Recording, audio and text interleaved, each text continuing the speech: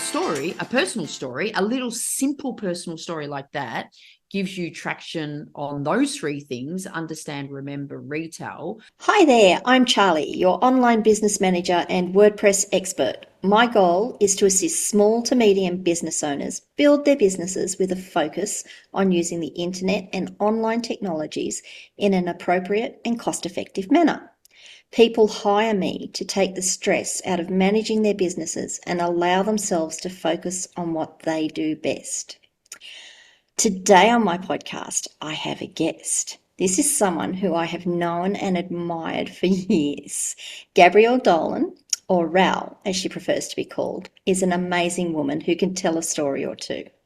Today, Gabrielle is going to share with us the effectiveness of that storytelling in business communication. G'day, Gabrielle. G'day, Charlie. And yes, we've known each other for a long time. It must be even getting up to close to 20 years or at least 18 or something when you first Close to it. started Yep. developing and managing my website. Yep, a long time ago. Mm. And I just think that's just actually a really good segue into what we're doing here because a lot of the people that I work with, I have worked with for that long and I keep them as my clients. And, we have a very special relationship generally. There we go. So, Yeah. Gabrielle, why don't you tell us a little bit about yourself? Give us a helicopter view on who you are and Mm. how you came to be doing what you're doing.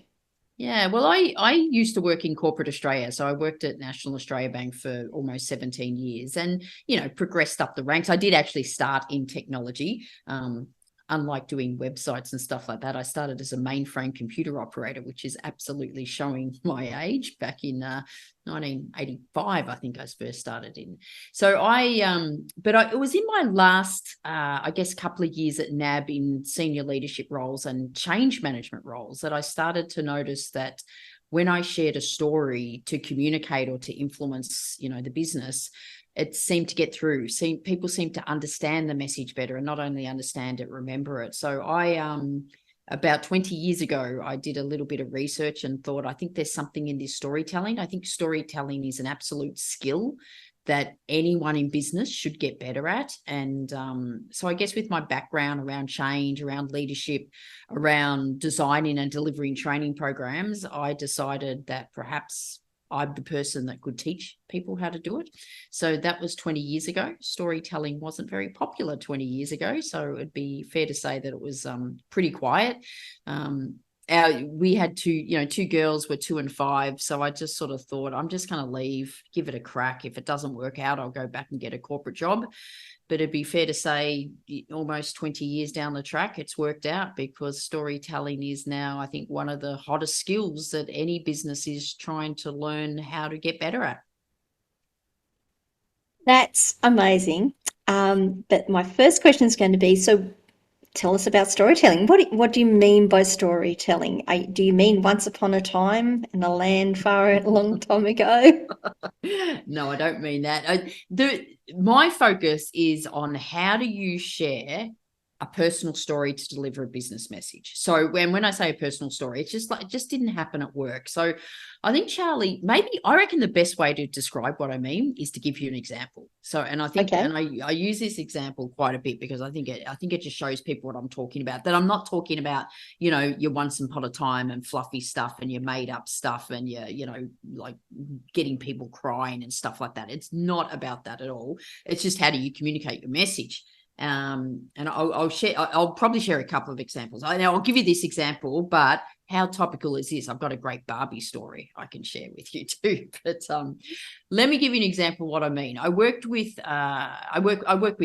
in and normally work with customers or clients, and I work with this woman called Rosemary, and she was head of risk. And she said that the biggest issue she had as a risk manager was that when she was talking to the business units about risk management, they just would always defer to her and say, well, you're the risk manager, it's your job. And she said it didn't matter how many times I tried to tell them, I can't manage your risk for you. All I can do is help you manage your risk. She said she goes, I just couldn't change the behavior. I just couldn't seem to get the message to stick. And so this is the story that she started to share to great effect, and I think still shares today. She said, when I was a kid, I grew up on a farm, and growing up on a farm, there was all these dangers we needed to be aware of, but Mum would teach us what to do. So we knew what to do if we ever came across a redback spider in the timber heap. We knew about all the potential traps in the dam after heavy rain, and we knew what to do if we came across a snake in summer.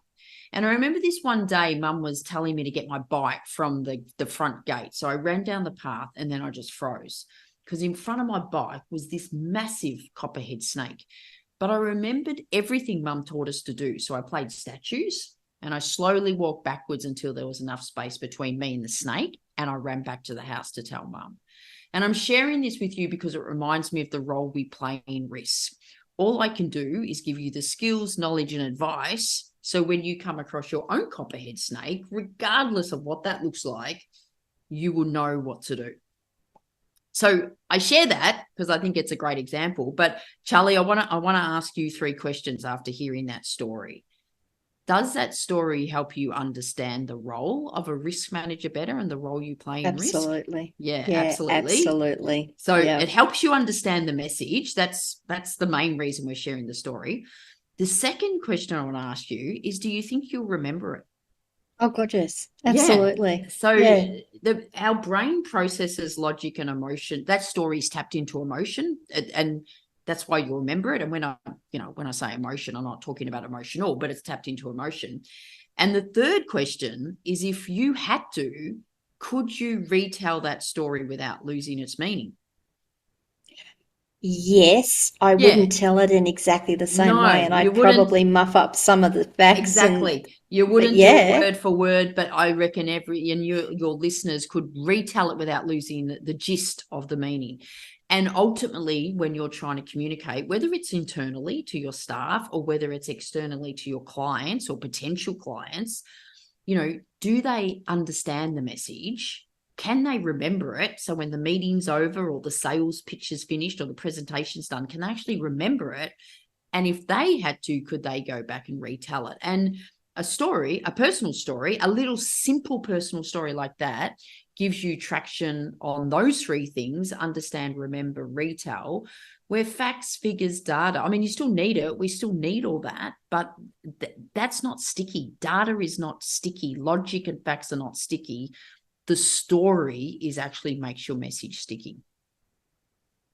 That is so very true. Absolutely. I was just trying to think. You said something there about it's not the data that's important, and what came to mind for me is when people write reports and they'll give me something and it's pages long, and there's facts and figures and all the stuff in it, and I'm like, I don't care. I want the dot points. Don't care. Yeah. And it's not, a lot of people say, oh, well, you still need facts and of course you need. I'm not saying throw the data out, but it was just we have this ridiculous over-reliance on data. And, when I run my training workshops, I go, why do you think that's the case? And everyone goes, well, we think it gives us credibility. And they always say we think. They know it doesn't, but we think. And we think it's what people want. And it's almost what people expect. So we still need that. But it's how do you make the story, if you share a story, to actually make all the data sticky and more interesting, and people can refer to the data and go deeper if they want, but it's the story that's going to get them engaged in it in the first place. Absolutely. Yeah, totally. And, as I said, I don't want anything. I just want the dot points. My comment normally is, so what am I supposed to do? Yeah. Yeah. What is the actionable point from this? I'm a busy person. What is the actionable point? And when you told that story, I'm like, oh, okay. That's the point. Yeah. Got exactly. it. That's the point. And you know what, Rosemary, who shared that story, she had been, bringing in case studies and everything to try to influence people, but it was that one simple story that influenced, because it makes it sticky and it makes it memorable. Last year I went to New York with my daughter Jess, and we went to the 9/11 Memorial Museum, and we did a tour. So just like any other tour, you hear really interesting facts and you hear stories. When we were walking out, Jess said to me, Mum, how tall did the guy say that column was? And I went, oh, I can't remember. I could not remember one fact 10 minutes after the tour had ended. The facts were interesting. I know they were interesting at the time when I heard them. I just couldn't remember any of them 10 minutes later. The stories I heard, I will remember for the rest of my life. And so that's, when I talk about in my book, Magnetic Stories, that's what a story can do. It's sort of almost like instantly you sort of go bang, connect with it. And like a magnet, it's then very hard to pull away from it. It's very hard to detach from it. So you just mentioned your book, Magnetic Stories. You've got more than one book too, don't you? I do have You're a few very books. prolific. I've got I sort of I don't want to sound like a bit of a tosser and go I lose count, but sometimes do you go, oh, do I class that as a book? That's just a little ebook. Is it really a book? But yeah, I've got about 7 books, which not bad for someone who failed their final year of English. That's right. And I also read from your bio that you failed your final year of English and you've got a Harvard degree.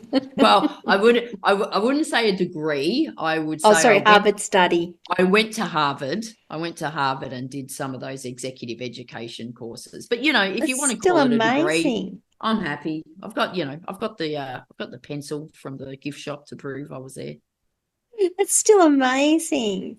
So, okay, so how do business owners tap into that when they're trying to, into the storytelling, when they're trying to talk to their clients? I'm just trying to think of how I might actually use it or how one of my clients might actually use it. What sort of advice do you give to people when they're starting out on that journey?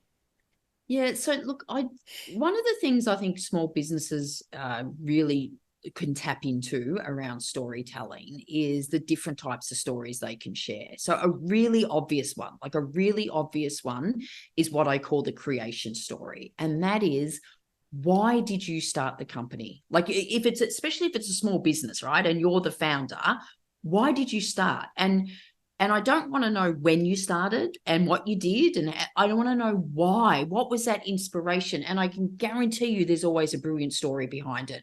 And it could just be as simple as, my parents could never afford this and I wanted to give people that, or I just had this brainwave, or I'm being always passionate about, sustainability, whatever it is, there's always a story behind why they started. And I would say make a habit of sharing that. And one of the first places you should be sharing that is on your website and in social media, and perhaps every time you speak to a potential client. And I just don't think small businesses do that. I think sometimes small businesses fall into the trap of, we want to seem bigger than what we are, and they get a little bit reluctant to share the story about why they started. Charlie, I remember sitting next to a woman once at this networking event years ago, and it was up in Queensland, and she owned a couple of childcare centres. And so I sort of said, yeah, have you always been into childcare? And she goes, oh no, I used to be a dentist. I went, oh, that's a bit of a like career change. And she just voluntarily started telling me, she said, well, me and my husband, it took us about 10 years to get pregnant. So when our son, I think his name was Jimmy, let's go with Jimmy. When my son Jimmy was born, we were very protective of him, I guess, as any parent is. But when we were looking for childcare centres to put him into, when I wanted to go back to work, I just would walk into every childcare centre and go, it's okay, but Jimmy's not going to love this. And she goes, and so I decided to just buy a childcare centre. And she goes, and now we have several. And she said, every decision we make is based on, would Jimmy love this? And I just looked at her and I said, please tell me that story is on your website. Because if I was looking for a childcare centre, I would just get on that website and say, sign me up. And she went, oh no, I sort of share it internally, but I don't think it's relevant to share externally. And I'm going, oh my God, this is like that's most amazing marketing collateral you have. And because it was true and authentic and honest, when she was telling me, I was getting goosebumps and just, I remember saying, please tell me that's on. So I don't know if she put it on, but so stories like that. So stories like why you're really passionate about what you do. It doesn't necessarily have to be why it started, but why you're passionate about you do. And that's what I call the creation story. So a creation story is either how the company started or potentially how a product started. You might have a really specific product or service you offer. Why that? So tell the story about that. Awesome. Okay. So, and I think something there that hit me was tell the story, but learn to tell it well, Yes, succinctly. Is succinct. succinct a word you would use there? Succinct is very important because again, the problem we make is, oh, I've got a really great story. And I was like, yeah, but it's business. I would be saying any story you share in business, again, whether it's with clients or whatever, should be well and truly less than 2 minutes. And it takes a real discipline to do that. So, I mean, clearly that's what I do. I teach people how to do it well. And I always say an okay story is better than no story at all. But, if you want to go from okay to better, then it's a skill. It's an absolute skill. But succinct is definitely one of the key success factors to a good story. Excellent. Okay. I'm just trying to think where that would go because something came up again. Gee, I'm bad at this. Oh, so this is where I've got to tell you my Barbie story.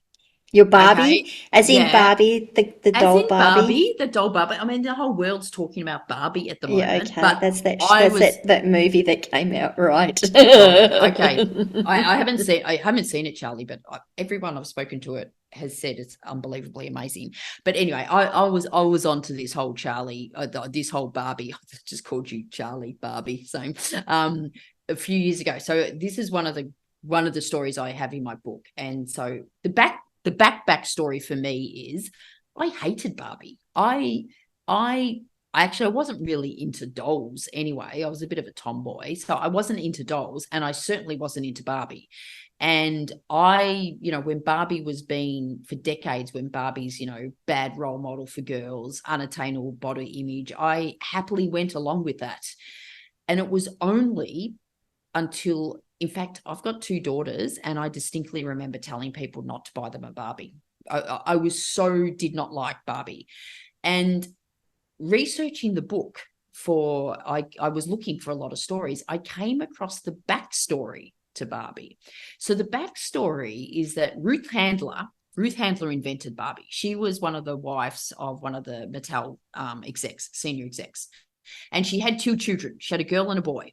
The boy was called Ken and the girl was called Barbara, right? So the Ken and Barbie are named after her kids. But what she noticed is when Ken and Barbara were playing with their respective dolls, Ken had like dolls of, superheroes, and he could imagine himself as a superhero or a firefighter. Or Barbara only had dolls of caregivers. They were literally just people like mothers looking after babies. And they were the paper ones where you used to have to fold the clothes over the. That's all they had. And so it was I think they were on holidays in Germany, and she sort of saw this plastic doll and came back and pitched the idea of Barbie, that it was a plastic doll that would have clothes, and it would have all these different clothes. So, like executive Barbie or pilot Barbie or astronaut Barbie. And she pitched it. And of course, the execs didn't want it. They thought no one would buy like a real looking doll type thing. And anyway, she won. And in 1959, on the 9th of March, and I only remember that because that's my birthday, 1959, Barbie debuted at the New York Toy Fair. And there's a quote from Ruth Handler that said, "My philosophy with Barbie is that Barbie always represented that girls have choices, and it was all about the girl being able to see herself as anything she wanted to be." And it was like, oh my God, if I had known that backstory, I wouldn't Yep. have hated Barbie. And so that's the power of a really good. So that's an example of a creation story of a product. But when you hear that backstory, you're going, oh my God, go Barbie. And I just think, again, what a waste that Mattel weren't bringing that story out through all those decades of pretty much Barbie being off the nose because it was, body shaming girls. Yeah, and you said that, and that was kind of where I was at with Barbie, with my daughter, and my brothers would deliberately buy Barbie to annoy me.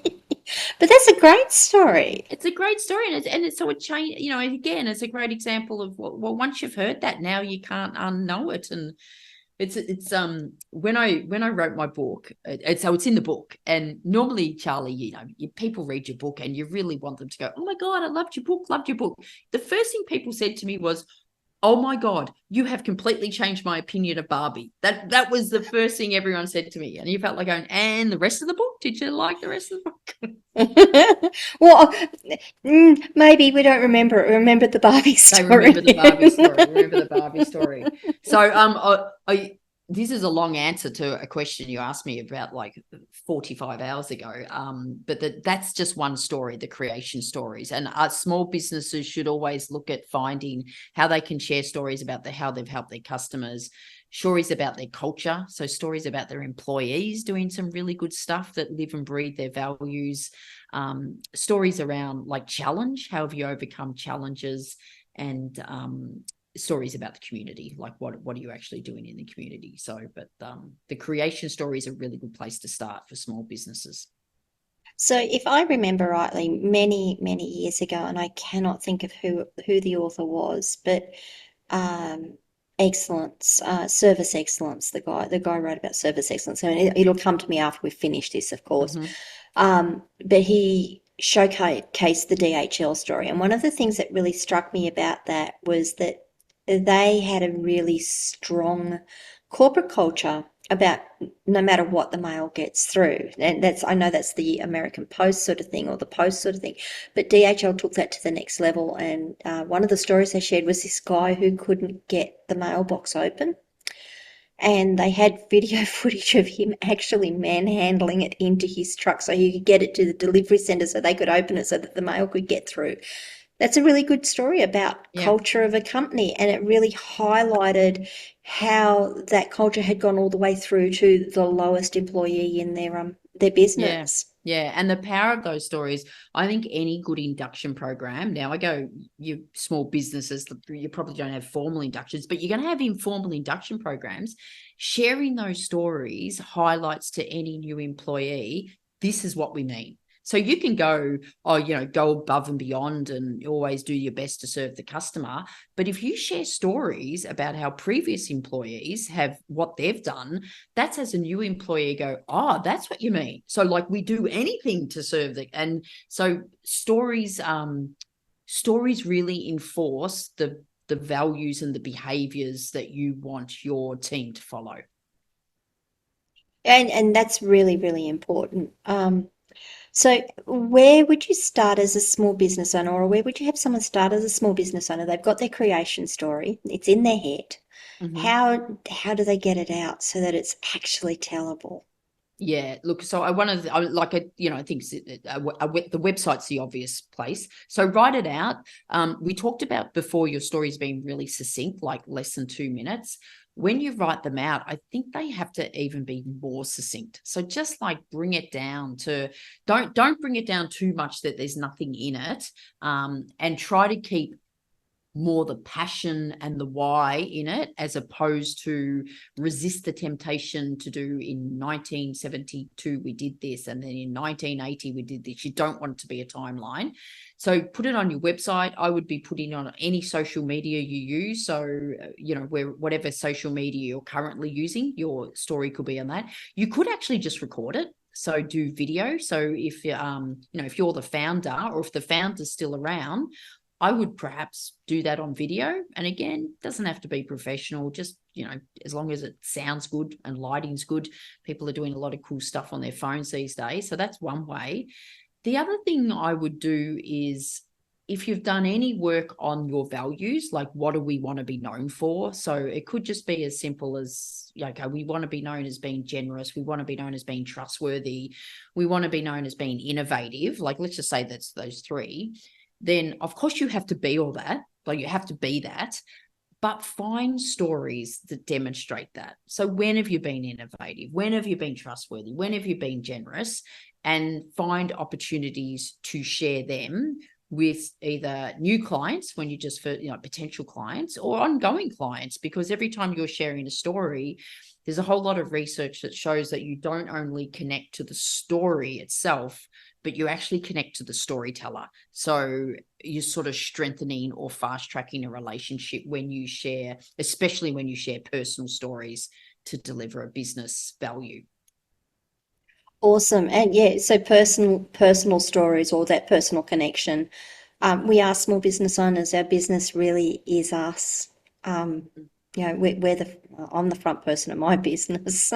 And if I tell a story, people are going to say, "Oh, I know that. I know her. Yes. I Yeah. know her from the stories she tells." And Yeah. so make sure the stories are good because I've got some stories I could tell you.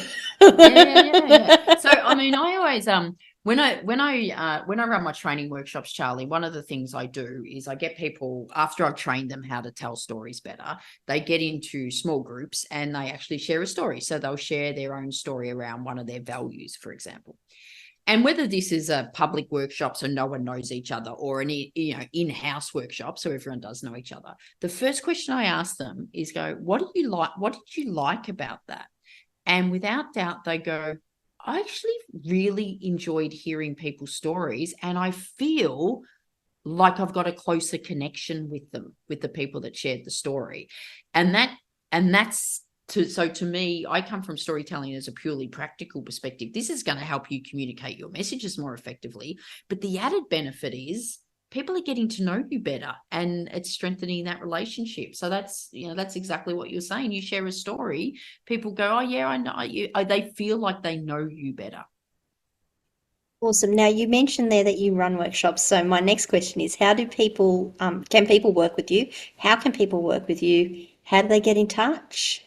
Yes, so people can work with me, clearly, because if they couldn't, look, the vast majority I run in-house workshops, but I do public workshops twice a year. So my next public workshop is probably going to come up in early December. Now that's virtual. I switched to virtual during COVID, and I think just virtual works a lot better especially with small businesses where you've only got perhaps one or two or just yourself or a handful of people. So if you can, the easiest way is to get onto my website, so gabrielledolan.com.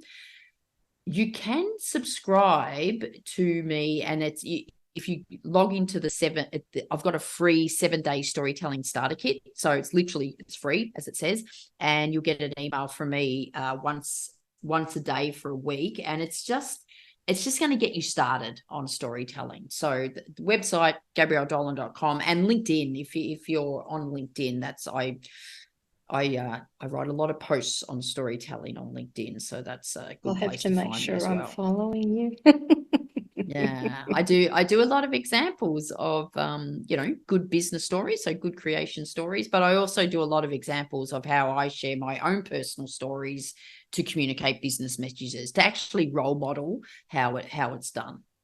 That's fantastic. So for those who are listening along and watching along, those links will be in the show description. Don't sweat it too much about writing it all down. You can check the show notes and they'll all be there. Look, that's been fascinating, Gabrielle. I really, really appreciate you sharing that knowledge. There is a wealth of information there that I hope people really understand how much they're getting out of that. Um, what's one thing that you would like someone who is listening to this and watching this today to take away with them? Look, I think when you introed at the start, Charlie, yourself, about your passion, I just think what I'm passionate about is helping business people communicate more effectively, because it's there. Those stories are there and they're gold. And it was like, I feel like I'm a bit of a story detector, like not a metal detector, going in and looking for stories because they're there, but they're just hidden under the surface. And my whole passion in life is to show people how powerful story can be in their business, but then also teach them how to do it, so they're sharing the stories really well. So I'm passionate about it because I think it's just such an underutilized skill in business. And there you go, guys. So develop your stories. If you're not sure what stories you have, just start writing them down. Why did you come into business? Mm, Why did you develop that product? Why are you doing what you're doing? That's a mm. good place to start. Yeah, absolutely. Well, look, thank you so much for joining us, Gabrielle. I do appreciate it. Um, we will have all of your information so people can contact you. And if there is anything else you think that you might want to just jot on in later on, just give me a bell or send me a message and I'll drop it onto the show notes. Um, and again, look, thank you so much. Thanks, Charlie. It's been a pleasure. All right, so GabrielleDolan.com and Gabrielle Dolan, who is, well, sorry, the lady who has a few yarns.